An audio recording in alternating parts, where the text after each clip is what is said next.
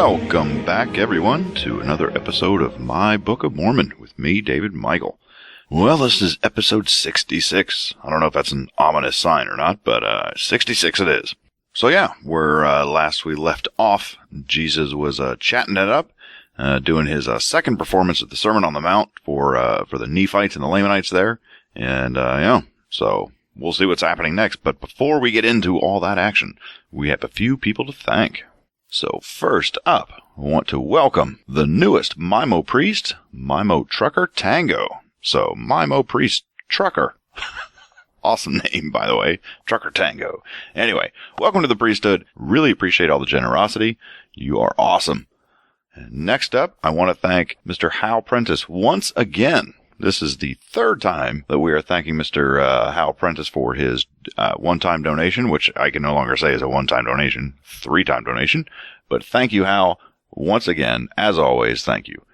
And then next we have Eric, who gave a very generous one-time donation. And Eric, thank you so much for both of you, all of you, everybody that's contributed. Just, as always, thanks for all your continued generosity. Love what we're doing with this. And then lastly, I want to thank everybody that's gone and voted for the show for the different podcast awards that it's been nominated for. So thanks so much. I know that one of them, actually the one I've been kind of like promoting on the show, the annual podcast awards.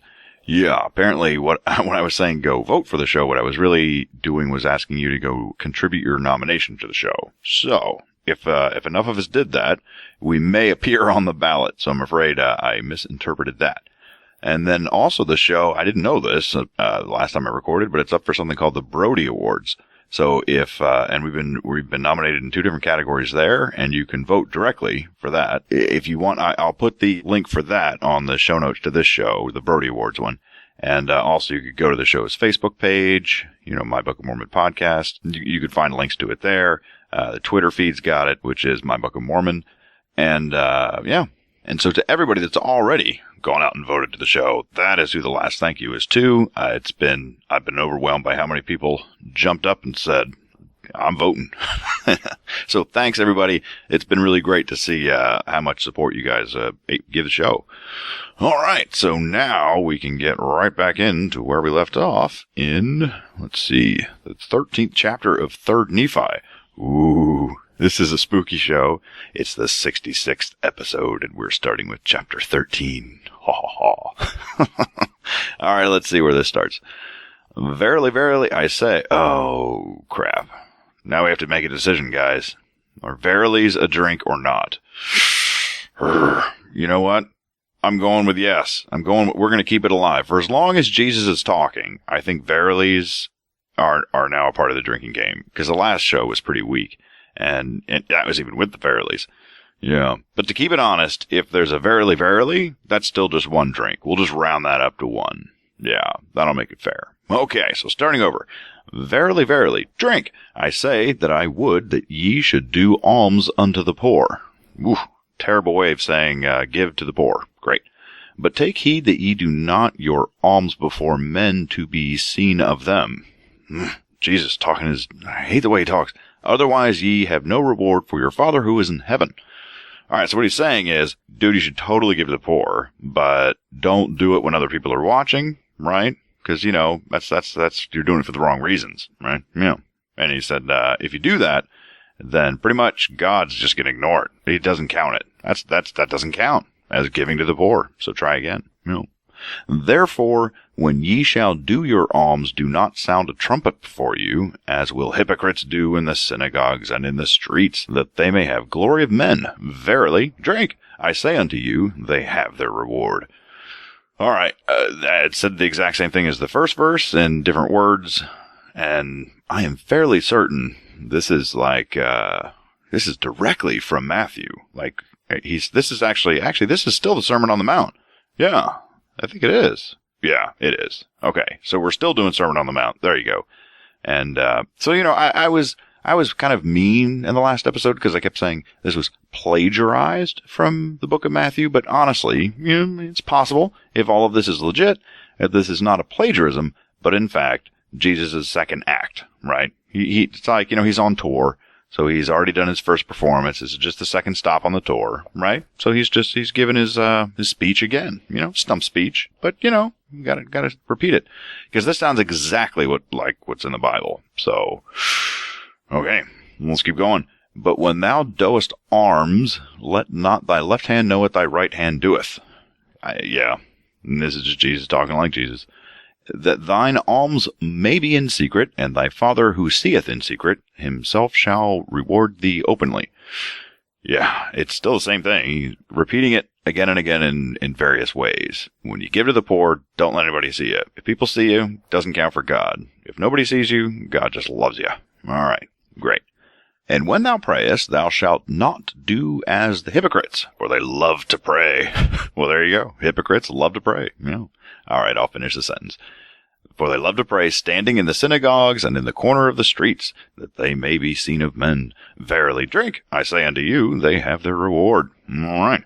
Just like giving to the poor, if you're going to pray, don't let anybody see you. Because if people see you, it doesn't count. Nope. But thou, when thou prayest, enter in thy closet. Well, you got to go back in the closet, everybody, before you pray. Yeah. If you came out just before you pray, just go back in, just for the prayer. You can come back out after, but, there you go. Jesus' rules there.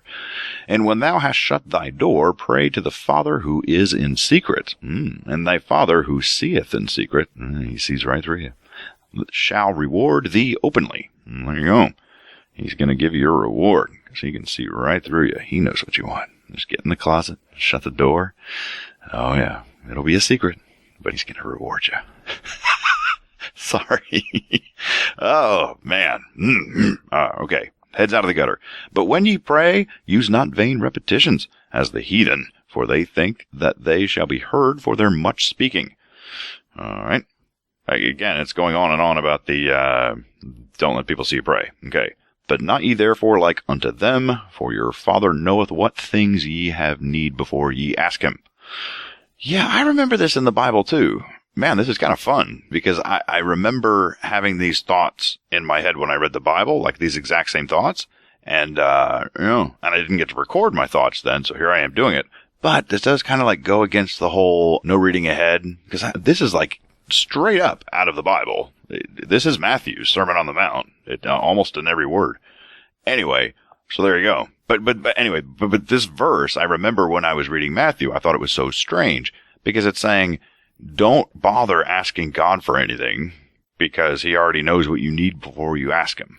And then I'm like, wait, okay, well then what's the point of praying, right? What are you supposed to do? Just look up and say, hi, thank you? Like, I don't understand. Because people are always like, oh, pray that someone will get better. And it's like, well, no, I mean, it says right here, Jesus says, don't ask God to do things, because he already knows, right? So it's, that one always kind of, I thought it was odd. So anyway, interesting. Moving on. After this manner, therefore, ye pray, Our Father, who art in heaven. Here it is, Lord's Prayer.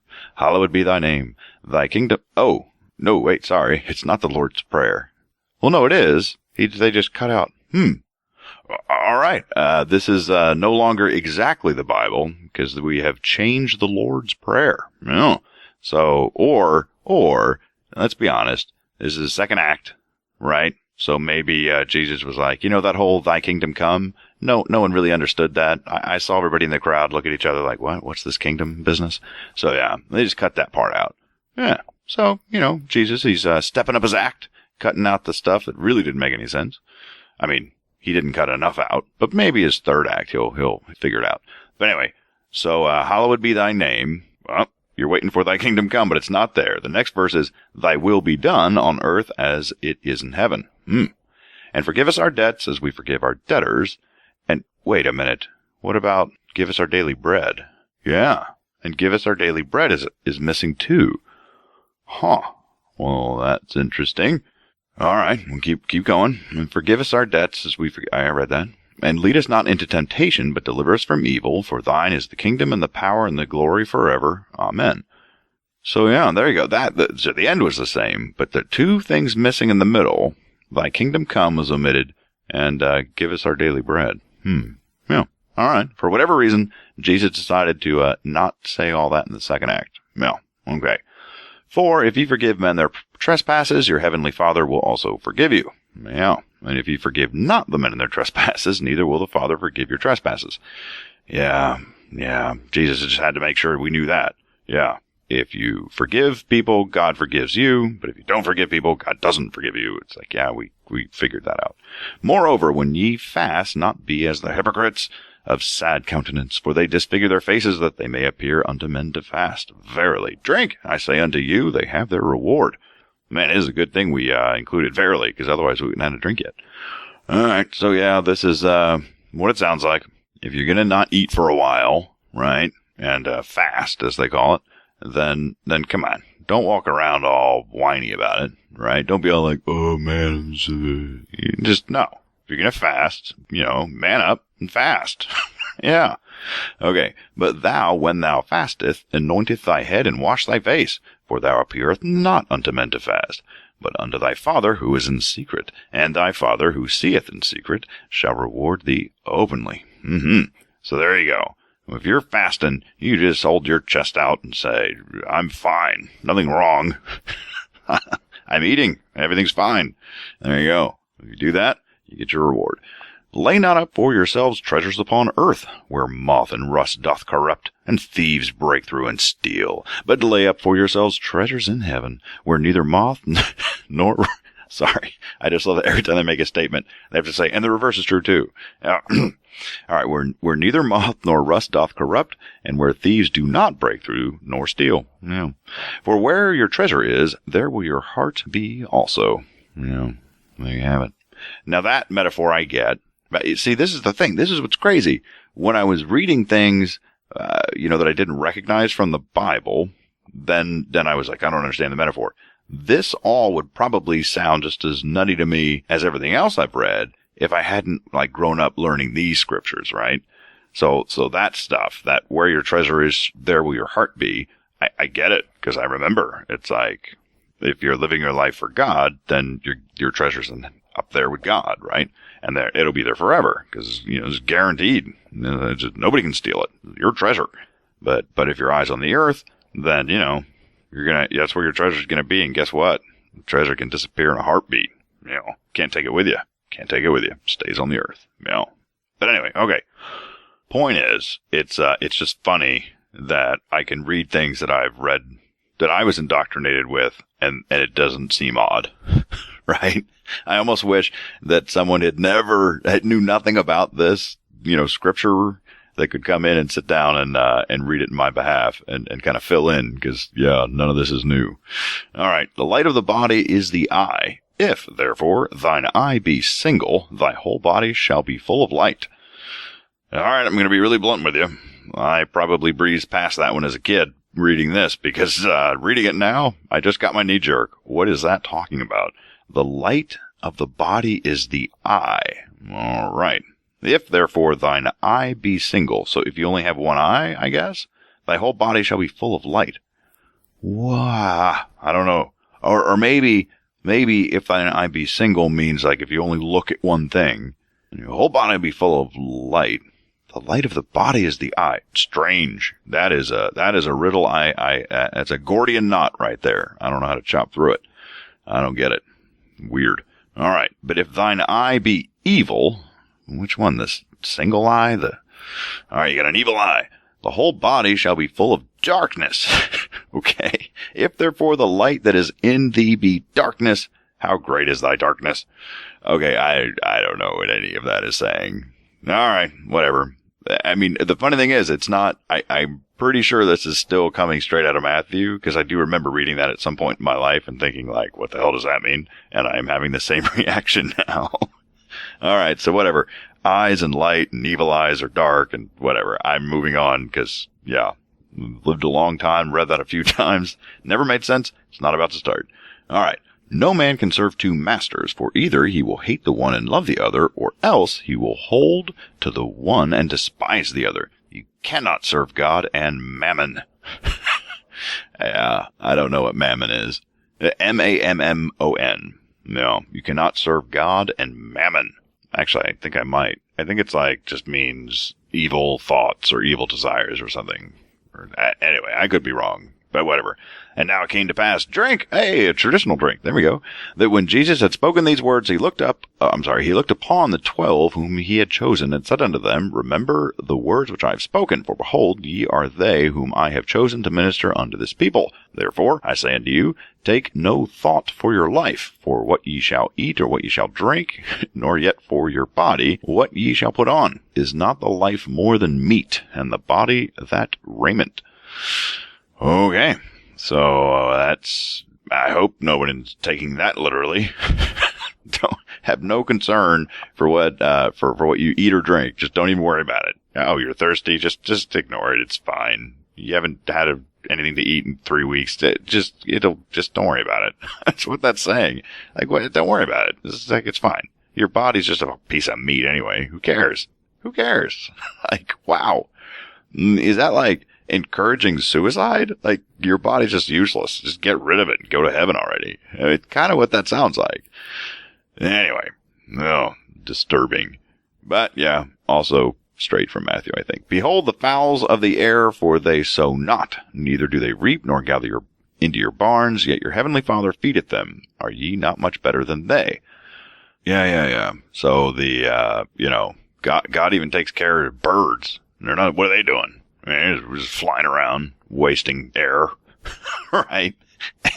And God feeds them, even though they're no good. And so, if he feeds them, of course he's going to feed you. So don't worry about it. Don't worry about it. We'll just have food. I'll give you food if you need food. Just calm down. Great. Thanks, Jesus. Which of you by taking thought can add 1 cubit unto his stature? I don't know what that means. For why ye taketh thought for raiment? Consider the lilies of the field, how they grow. They toil not, neither do they spin. Yeah, okay. So if you have one thought, if you even have a thought, he's saying that that's just like, I don't know, you should be shamed or something? I don't know. It's kind of shaming you, right? Like, look at the lilies. Even flowers know better than you. What are you doing thinking? Does a flower think? No. What's wrong with you? Dumber than a flower for thinking? I guess. That's kind of what it says. And yet I say unto you that even Solomon in all his glory was not arrayed like one of these. Okay. Wherefore, if God so clothe the grass of the field, which today is, and tomorrow is cast into the oven, even so he will clothe you if ye are not of little faith. Solomon, I don't get, where did Solomon get brought in? I don't know. Weird. I don't know. I guess it's saying that Solomon was like totally rich and awesome, but God will make you clothes even better than him. As long as you don't think about clothes. Just don't even worry about it. And then suddenly you'll just have that. Yeah, I think that's what it's saying. Therefore take no thought, saying, what shall we eat? Or what shall we drink? Or wherewithal shall we be clothed? For your heavenly Father knoweth that ye have need of all these things. But seek ye first the kingdom of God and his righteousness, and all these things shall be added unto you. Well, there you go, people. So your choice is, give your money to God, or feed yourself. And the answer is, God every time. What's this? All you need is just a sip of water? Well, give that sip to God. Yeah, he's going to take care of you. Don't worry about it. Don't worry about a thing. It's going to be fine. It's great stuff.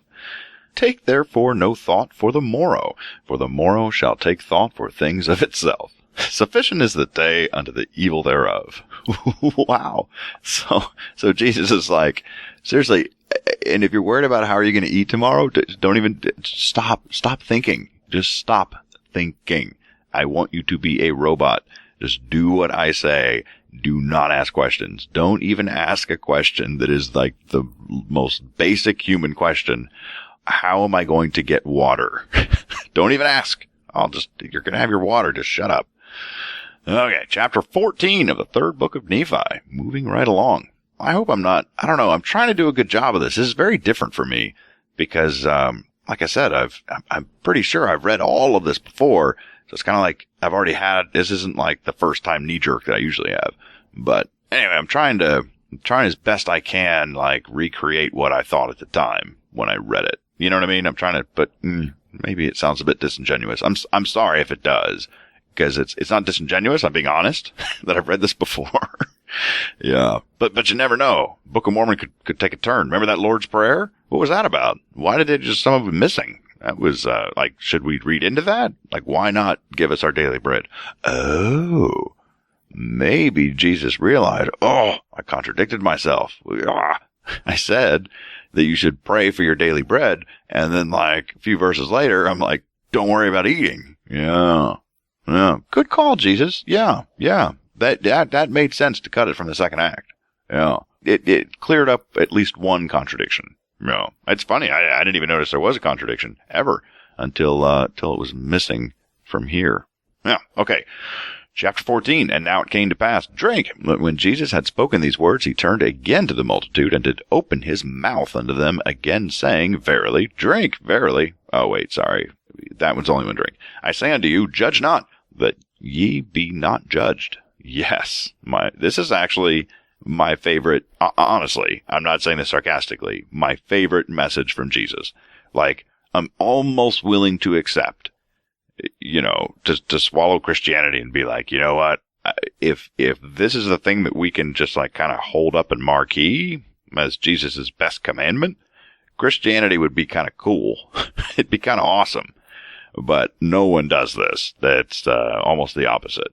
So yeah, this whole concept of you do not have the right to tell someone that they're sinning. Like, you don't have that right.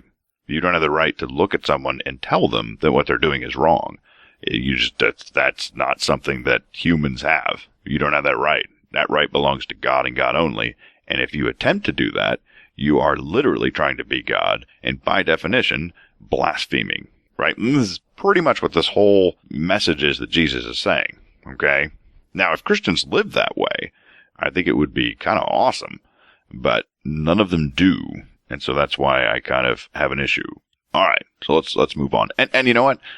I'm sure there are plenty of Christians / Mormons / Catholics that absolutely consider this the number one thing that Jesus said, and absolutely don't judge anyone, and they take pride in that. And I would never have the gall to look at someone and say that they're sinning. That's not my place. That is God. So I'm sure there's plenty of believers that have that, that mindset, that worldview. And so to you, I say more power to you. I hope you spread. I hope you spread amongst your fellow believers, because I think the majority have judging issues. So yeah. Okay, moving on. Same thought, but we're gonna dive a little deeper here. For with that judgment ye judge, ye shall be judged. That's right. Back in your face. And with what measure ye mete, it shall be measured to you again. So yeah, the more you judge someone, the more God's gonna judge you for it. Yeah, this is what it's saying. And why beholdest thou the mote that is in thy brother's eye, but consider it not the beam that is in thine own eye? There you go. This is the classic hypocrisy. You look at someone and say, you're sinning, even though you know darn well that you are also sinning. Yeah. Okay. How wilt thou say unto thy brother, let me pull the mote out of thy own eye, and behold, a beam is in thy own eye? I don't know why that was repeated, but they said it twice. Okay. Thou hypocrite, first cast the beam out of thy own eye. Oh my God, a third time. And then shalt thou see clearly to cast the mote out of the brother's eye. Oh, okay. Three different ways of saying the exact same thing. I don't know why. Weird. Seriously, it was just like, it wasn't even like an add-on to the story. It wasn't like Act 1, Act 2, Act 3. It was the exact same thing said three different ways. Yeah.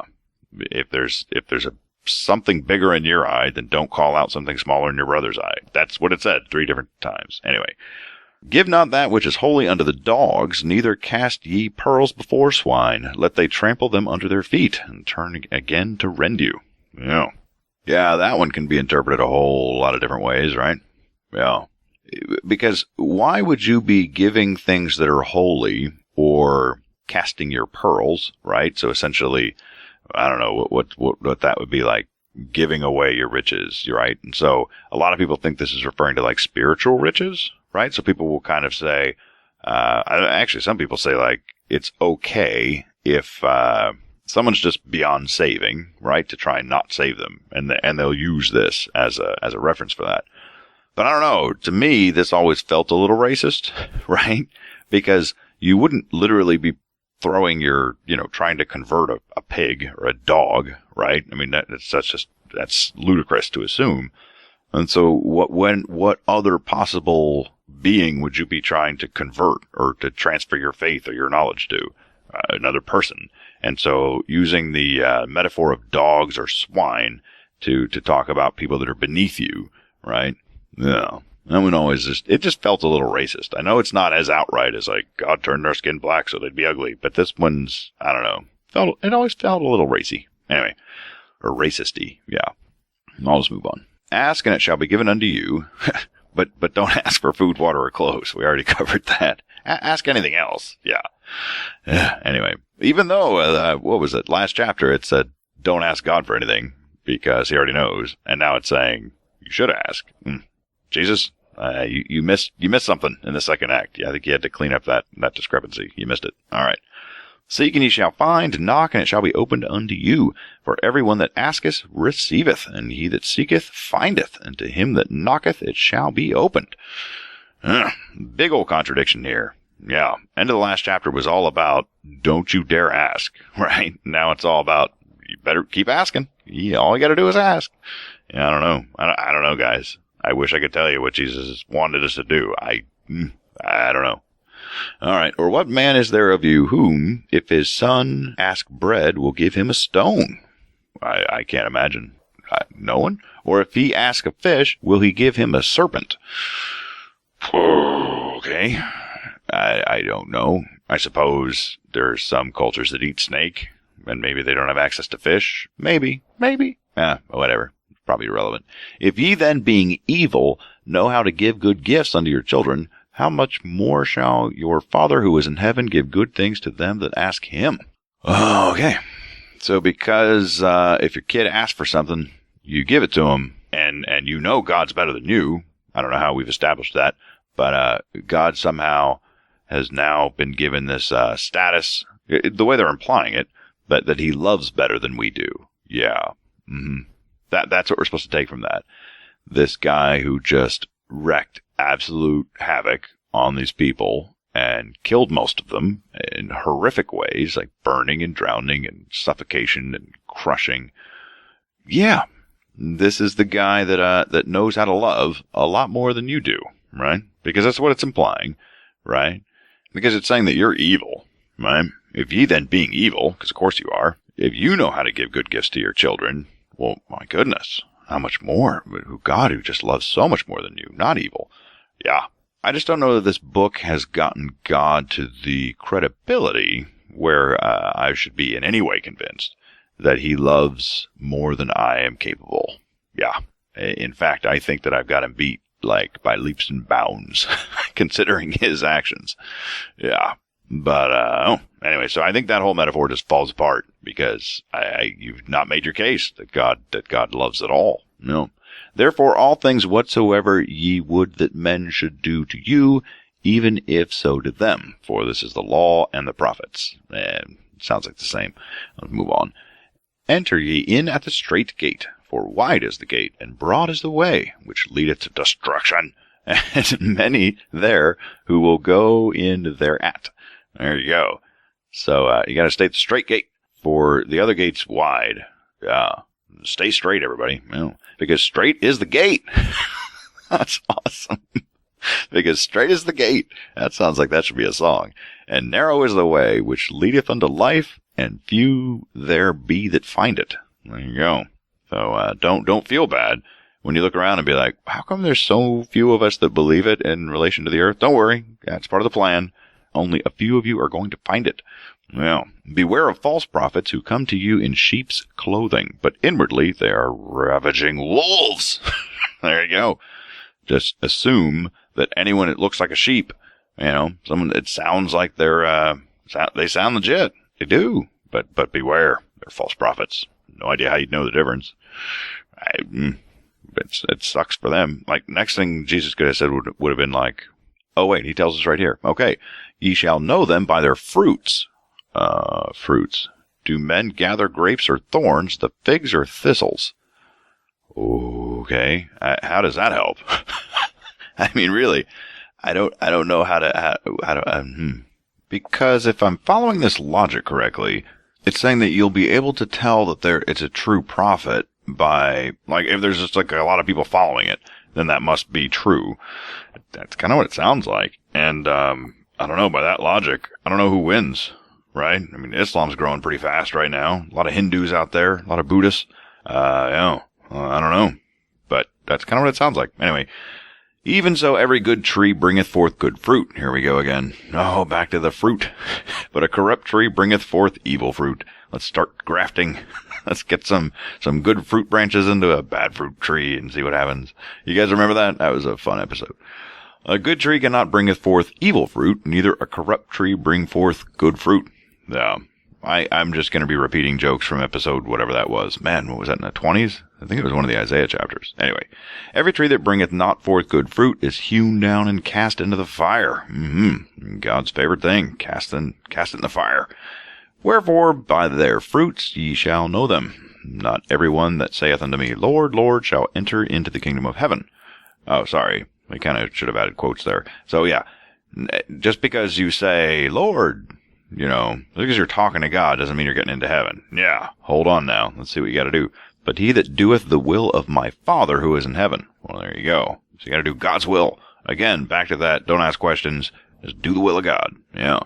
Many, many will say to me in that day, Lord, Lord, have we not prophesied in thy name? And in thy name have cast out devils? And in thy name done many wonderful works? And then I will profess unto them, I never knew you. Depart from me, ye that work iniquity. There you go.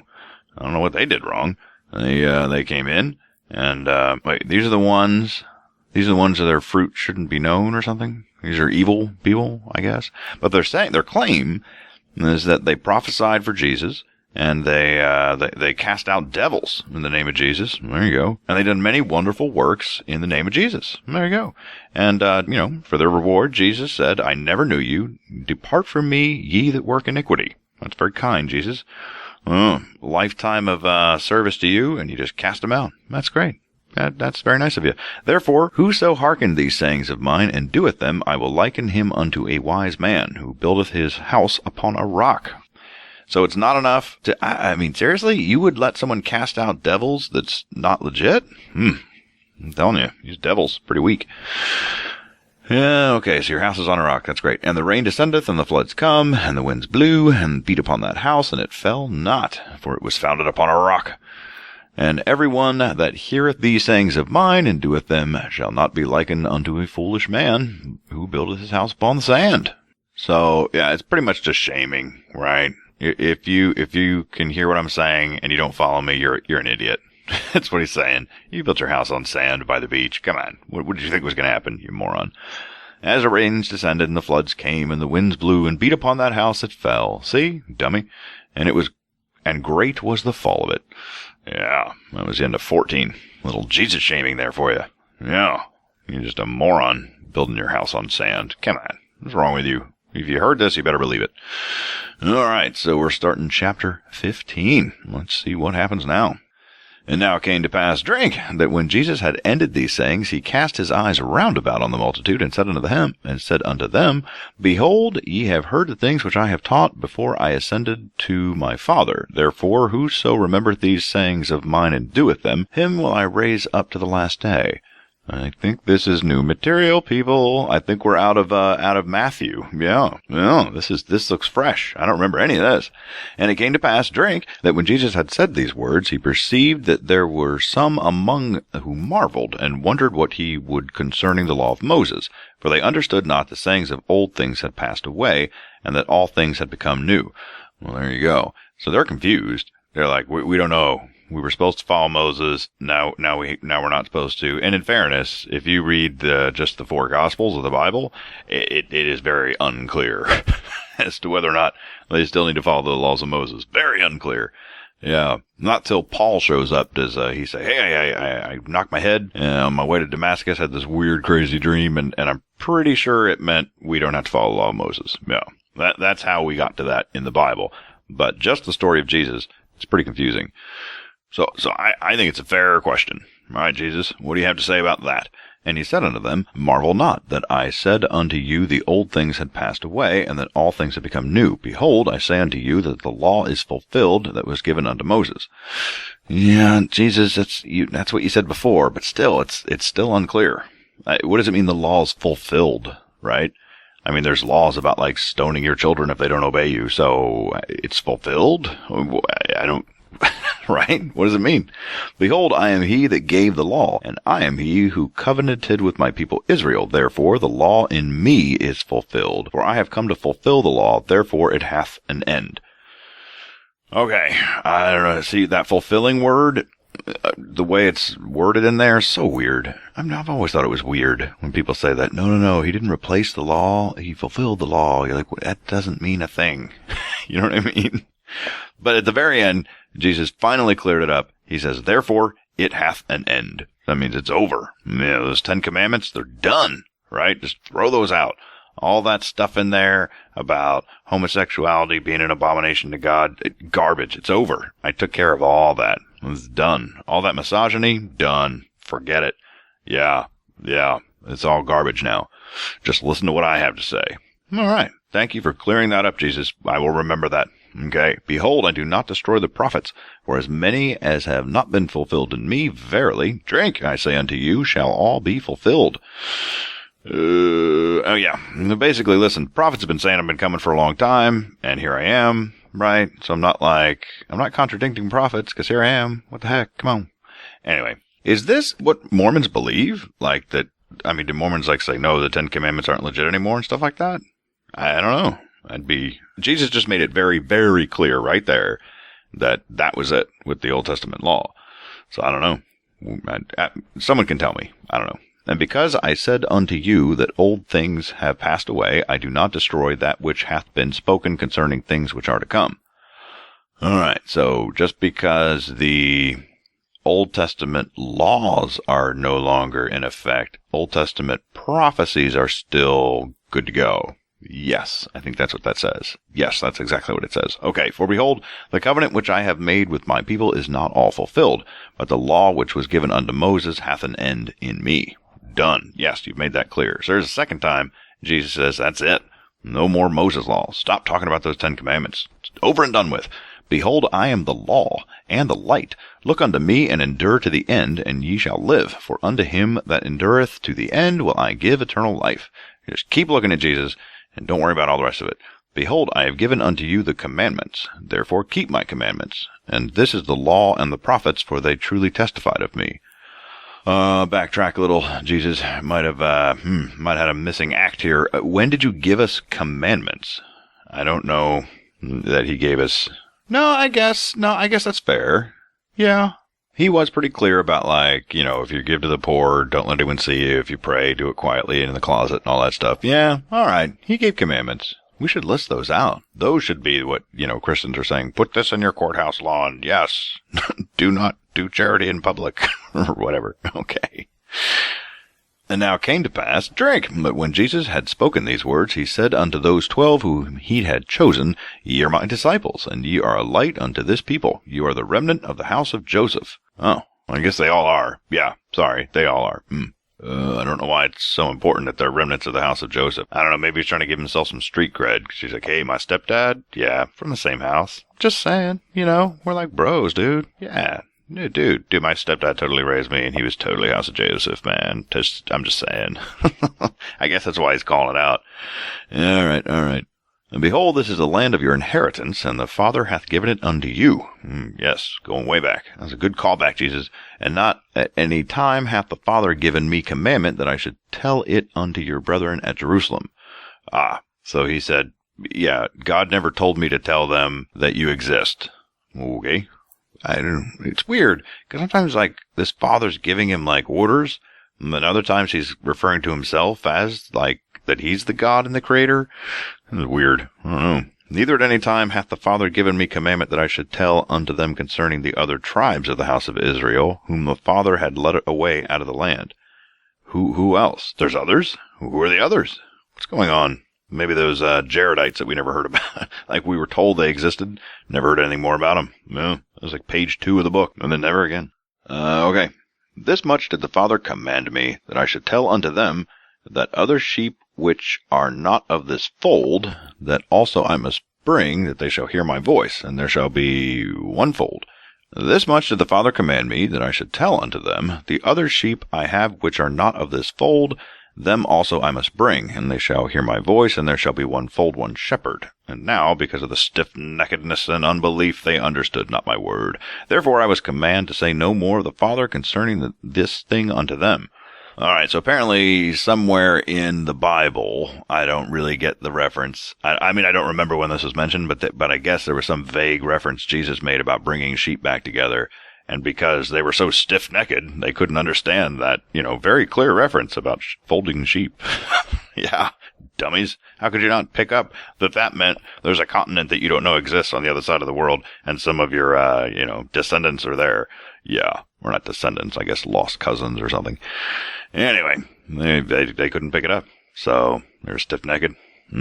But verily, drink, I say unto you, that the Father hath commanded me that I tell it unto you, that ye were separated from them because of their iniquity. Therefore it is because of their iniquity that they know not of you. Oh, so they were just such sinners that God said, don't tell them about those guys in America that they would never figure out how to get to anyway. Like, what difference does it make? Really?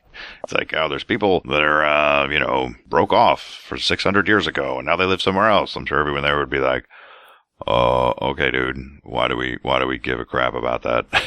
Like, you know what I mean? Who cares? I don't know. But because they were sinners, they couldn't find out. Great. And verily, drink, I say unto you, that the other tribes hath the Father separated from them, and it is because of their iniquity that they know not of them. And that is exactly the same thing, so we'll just move on. And verily, drink, I say unto you, that ye are they of whom I said, the other sheep I have which are not of this fold, them also I must bring, and they shall hear my voice, and there shall be one fold and one shepherd. Wow. So Jesus said to these people, hey, listen, in case you didn't figure out what I meant by that, the sheep in that reference, that was you. Right? And, I don't know why he had to explain it. When the Jerusalem folk, he told them the same thing. They didn't get it, and he just said stiff-necked. He didn't explain it. But then he gets over the other side of the world, and he's like, yeah, I better start explaining it. Maybe they weren't so stiff-necked after all. All right. And they understood me not, for they supposed it had been the Gentiles, for they understood not that the Gentiles should be converted through their preaching. Well, again, Jesus, okay. So these people are like, yeah, we don't know what the sheep mean. Does that mean Gentiles? Is that what that means? It means Gentiles? And he's like, No, it means something else. But he decided not to go on with the explanation. He just said, well, you don't get it, so I'm done. Right? Weird. But this is kind of interesting because it wasn't really, that's not how it went down, right? Like when Jesus told that story or whatever he said, like it was not this whole Gentiles becoming Christians was not a thing until Paul. And that was after Jesus died. Right? He was gone. He'd already ascended into heaven. Jesus was no longer on earth when this whole concept, Paul brought that up. And so this is kind of a far stretch to say this weird thing about sheep that somehow that's what Christians look to say, that's why Gentiles can be Christians. I don't know of anyone that looks at that and thinks that that's the justification for Gentiles being Christians, right? I mean, that comes all from Paul, I think. Anyway, whatever, weird. And they understood not that I said they shall hear my voice, and they misunderstood me not that the Gentiles should not at any time hear my voice, that I should not manifest myself unto them, save it were by the Holy Ghost. All right, so Gentiles, Jesus is like, I never really liked Gentiles. I don't care. I just don't care for them. And they never listen to me anyway, so screw the Gentiles. But behold, ye hath both heard my voice, and seen me, and ye are my sheep, and ye are numbered among those whom the Father hath given me. There you go. Once again, saying you were the sheep in that parable. Just want to make sure that was clear. That's into 15, and I think I'm going to stop. I think we're done for now. I know it's a relatively short episode, but what are you going to do? Sometimes we're just, the book tells us how long it will be. The book, the mighty book. All right, well, before we say goodbye on this one, episode 66, not as ominous as I thought. I don't know, bit weird, right? Just because, like I said, I kind of felt like I lost my mojo a little there because I'd never before done a reading on this podcast where I knew what I was going to read. And so as soon as the Sermon on the Mount thing, it's like, I know everything in here. and I've already had time to think about it and digest it, so sorry. Sorry if it came off a bit weird. But it seems like we're done with that. Seems like we're right back into it. This is Jesus bringing on some new songs to his act, right? Done with the greatest hits, and now he's doing some new material. It's at least exciting. All right, so before we finally wrap it up, I want to thank a very special Mimo who introduces herself as the Duchess of Bitchmonia.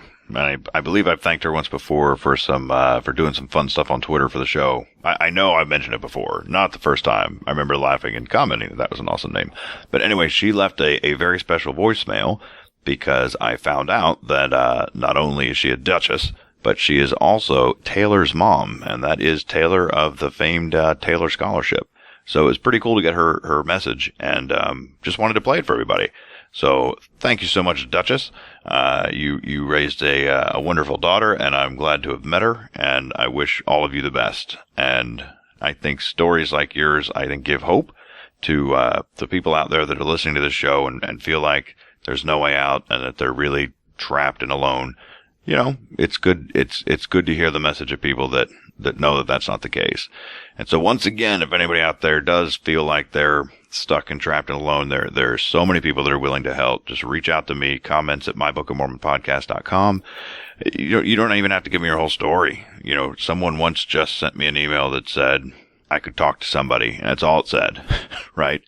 And I got them help. So don't feel like you need to divulge everything to me or give me a long story. And listen, if you want to send me your whole story, that's great. I love hearing them. I love hearing the more details, the better. But don't feel like you're obligated to. So there's support out there for you. And, again, you can always contact Whitefield's Educational Foundation. Links to it on the show's website, mybookofmormonpodcast.com. And you can learn all about the services they provide. And don't even worry about it if you can't afford it. It's what the Taylor Scholarship is for.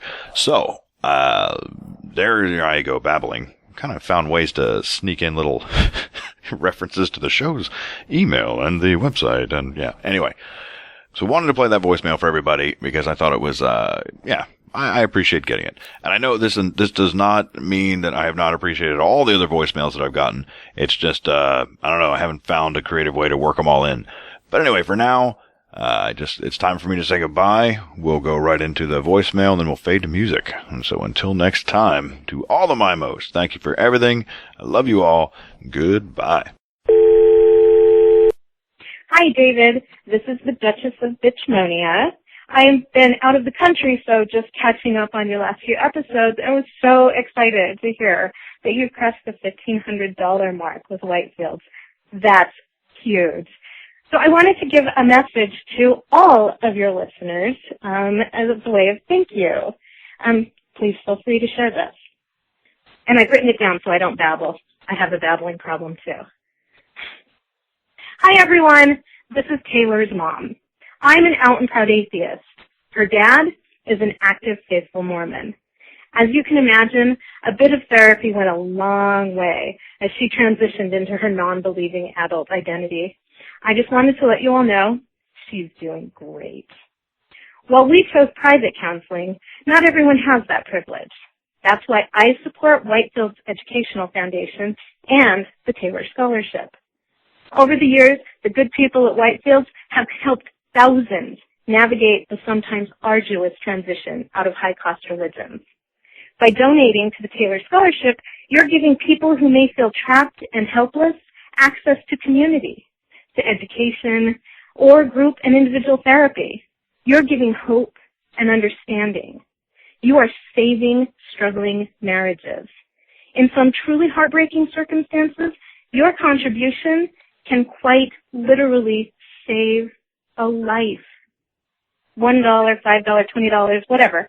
It all adds up, and it really is that significant. And if you happen to feel angry or powerless, trapped, frightened, or alone in your own loss of faith, I encourage you to reach out to David and the My Book of Mormon Support Network or to whitefieldseducational.org. We understand that some of you may, for any number of reasons, lack the ability to pay for the counseling you need. Don't feel discouraged by that. You are why we contribute. Please accept our support. Life is so much easier when you believe in yourself. And hey, David, keep up the good, funny, illuminating work. You've created an incredible thing with the My Book of Mormon project. $1,500 and climbing. You and the Mimos really do rock. This song is licensed for use within this podcast. All song and copyright information can be found at www.mybookofmormonpodcast.com.